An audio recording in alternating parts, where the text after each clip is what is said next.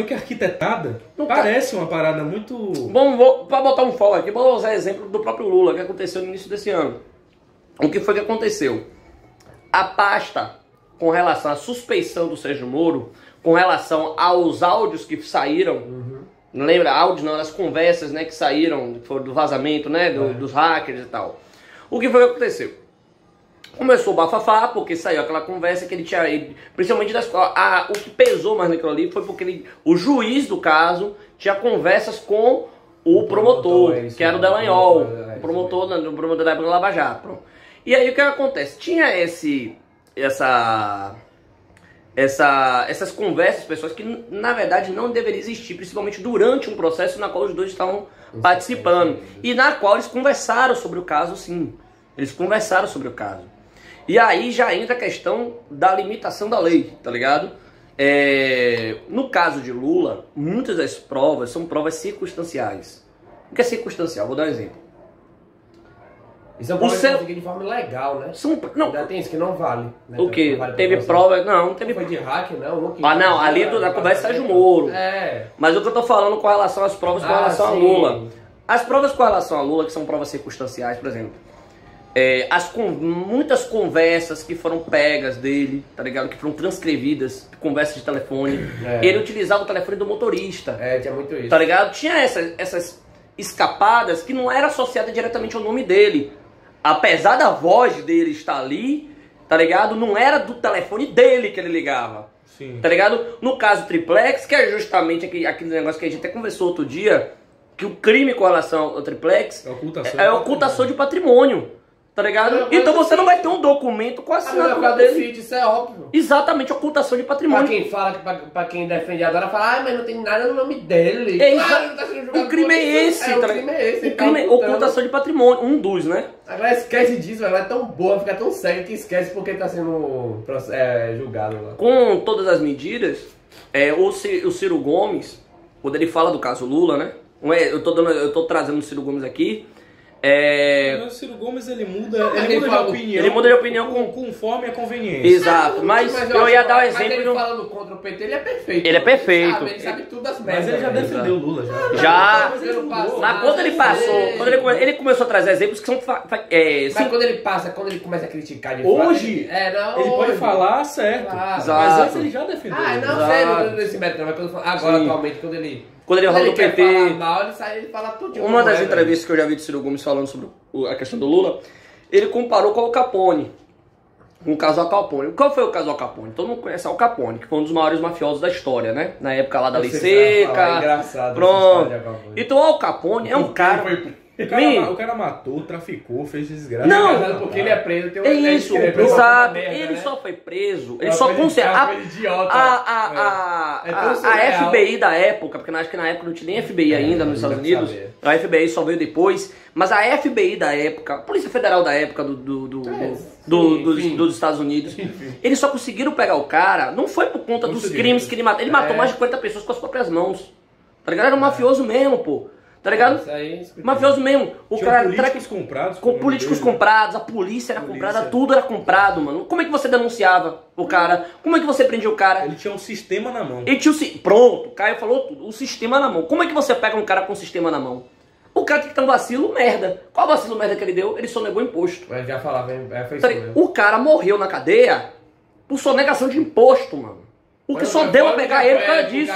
Não deu a pegar ele por conta de todo o esquema que ele montou. De todo o esquema que ele fez. E essa comparação é interessante porque é o seguinte.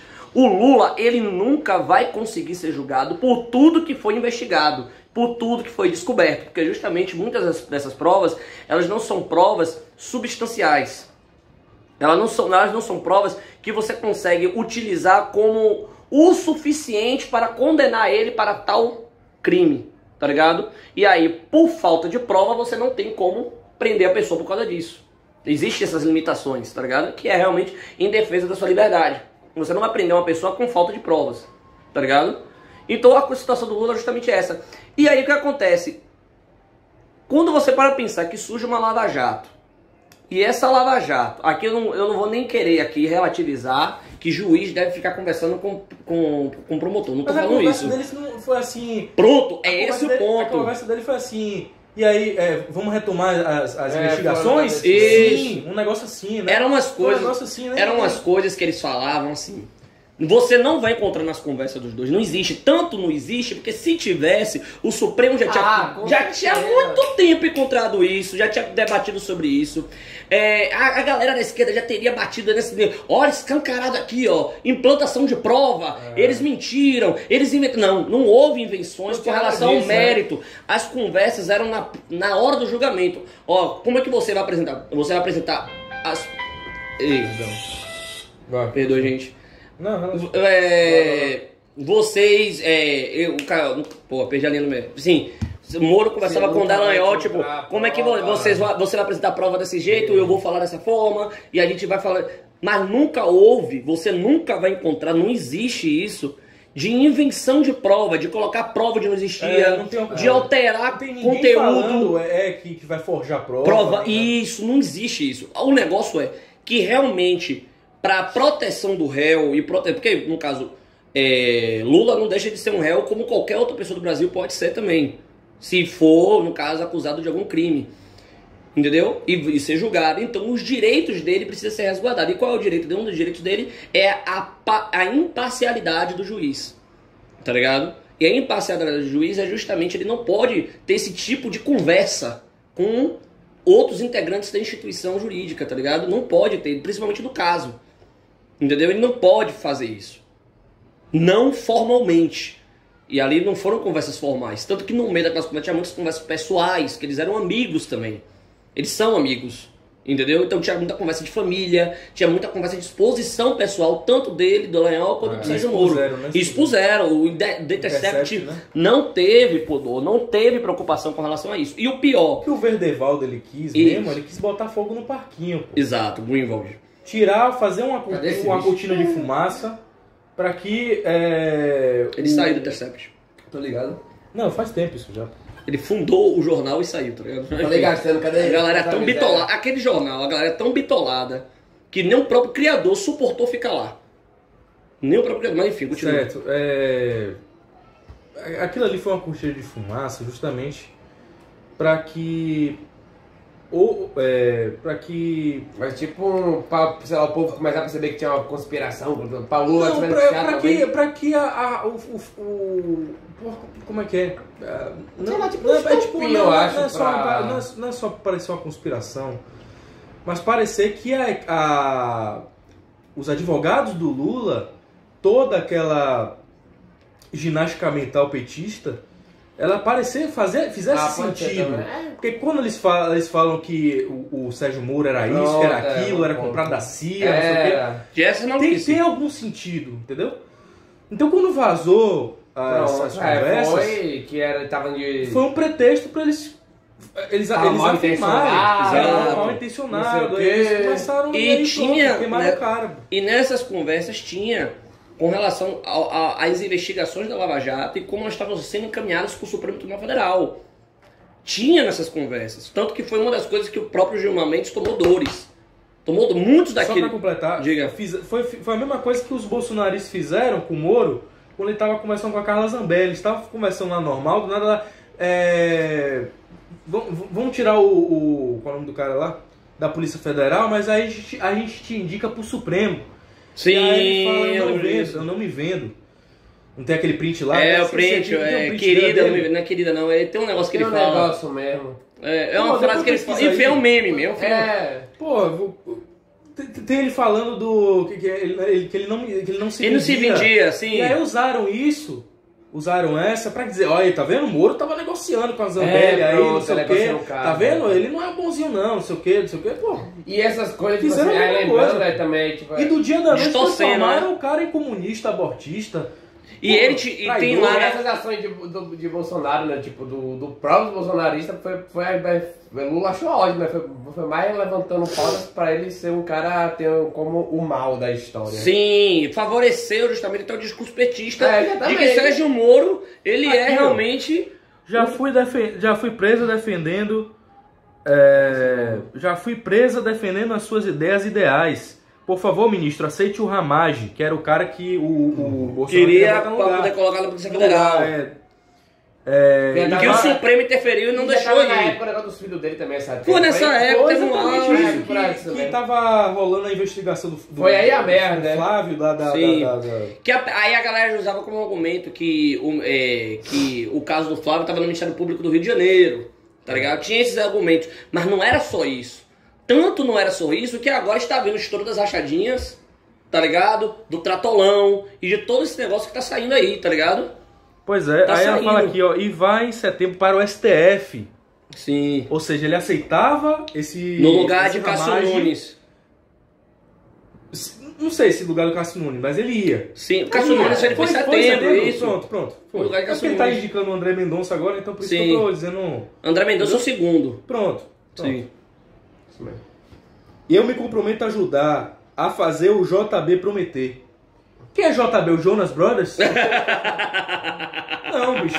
JB é que nem pra PF. PF não falei Polícia Federal, não. Falei PF. Foi na mesma época disso. Eu sei disso. Eu não falei Polícia Federal, não. Falou o quê? Prato feito? Porra, bicho. Aí ele falou aqui, o prezada, não estou à venda. Prezada, isso, esse print é real, cara. Ninguém desmentiu isso aqui, entendeu? A própria Carla Zambelli dançou por causa disso daí. Zambelli questiona namoro sobre prints para me expor. Ou seja, ela ficou indignada. Ficou indignada porque o cara queria se defender. Exatamente. Porque ele queria se defender, tá ligado? Enfim. Ministro, por favor, milhões de brasileiros vão se desfazer. Ou seja, vão parar de apoiar o mito. Claro, e você percebe o quanto essa parada é vergonhosa. Olha aí. E você percebe o quanto essa parada é vergonhosa quando você vê que o Sérgio Moro, naquela época, ele foi colocado no pau. Fizeram uma comissão, um inquérito basicamente, tá ligado? Na qual ele ficou, se não me engano, foi um inquérito de 8 horas, mano. Foram os deputados. Foi a reunião ministerial, né? Que Bolsonaro chegou pra ele e falou assim: não, vou interferir. Isso daí foi na gravação. Na época. Isso foi antes, né? Isso que eu tô falando foi antes. Foi quando saiu esse negócio dos hackers, que saiu esse negócio das conversas. Isso foi muito antes do Sérgio Moro sair. Esse negócio das conversas foi em 2019, pô. Foi em 2019 ainda, metade de 2019. No primeiro ano do governo. Saiu esse negócio das conversas, o Bolsonaro primeiro nem entrou em defesa do Moro. Se lasque aí, é você e Deus aí, tá ligado? É você e Deus. Isso porque o cara era contra o lulopetismo, tá ligado? Isso porque ele foi eleito contra o lulopetismo, tá ligado? E ele colocou o Sérgio Moro lá no Ministério da Justiça justamente por causa disso. Porque ele era a popularidade do Sérgio Moro também. Exatamente. Né? Exatamente. Então ele colocou. Enfim, isso aqui é um assunto de Bolsonaro depois. Ele vai falar depois. Se fosse o Tiririca fazendo a denúncia, mas a vergonha. Tivesse a popularidade do Sérgio Moro, botar ele lá. A vergonha foi os réus investigados da Lava Jato, os deputados réus da Lava Jato, fazendo um inquérito de moralidade por 8 horas de Sérgio Moro, mano. Mano, isso daí é escancarando internacionalmente você, Brasil, uma piada. Você, Brasil, uma piada. Você tá pegando um juiz que mais conseguiu prender, junto com a Força Tarefa, o maior número de corruptos dentro da política brasileira, que é conhecido internacionalmente como um dos países mais corruptos do mundo, dentro do Estado, tá ligado? Você tá mostrando que você não é um país sério. Você assistir isso daí, tá ligado? É vergonhoso. Um monte de gente ladrão, que roubou, que é envolvido com um esquema de corrupção, que é envolvido com a época do Petrolão, a galera do PSDB, PT, galera fazendo um inquérito com o cara e tipo... eu vi algumas partes, dizem a galera, porque eu não tenho condições de assistir 8 horas seguidas de um negócio desse. Mas eu vi algumas partes na época e eu lembro que a resposta de Sérgio Moro, eu não vou dizer que ele tem como responder 100% ou que eu fiquei satisfeito com aquela conversa 100%. Mas eu vou dizer pra você que eu me agradei um pouco com a resposta dele, do ponto de vista da defesa dele. Porque ele deu uma resposta, tipo assim, a conversa aconteceu há mais de 4 anos atrás. No começo das investigações. Essas conversas aconteceram lá. Em 2016, mais ou menos, que tinha rolado, né? 4 anos antes. Então, o que acontece? Essas conversas aconteceram lá atrás, 2015, 2016. Eu não tenho como lembrar de todas as conversas que eu tive. Eu não tenho como lembrar. Eu conversava com muita gente todo dia. Segundo, aquele não era somente o meu celular pessoal, era o meu celular do trabalho. O que significa que os hackers, eles não invadiram apenas um celular pessoal meu. Eles invadiram um celular que continha informações... Dele da família. Não só da família. Continha informações do Distrito Federal. Continha informações de sigilo, informações que não poderiam sair assim, ultra sigiloso. São coisas sigilosas, de casos, tá ligado? De investigação da própria Lava Jato, tá ligado? São coisas que não pode sair assim, em público, tá ligado? Não pode sair. Coisa do governo federal, eu esqueci o nome que fala, gente. Ô, velho, eu tenho uma merda com a minha memória que eu fico com raiva. Enfim. Mas tinha coisa sigilosa que não podia sair assim, tá ligado? Que não era do trabalho dele. Era um telefone de trabalho, não era um telefone somente pessoal, tá ligado?